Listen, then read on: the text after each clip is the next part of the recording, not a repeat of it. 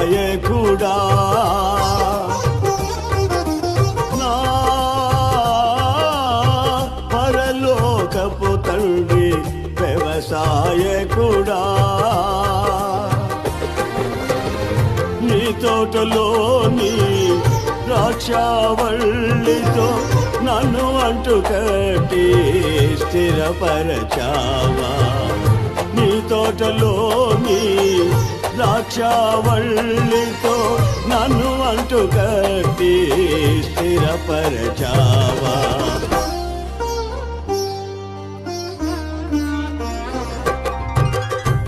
జ్యోతిర్మయుడా నా ప్రాణ ప్రియుడా స్తుతి మహిమలు నీకే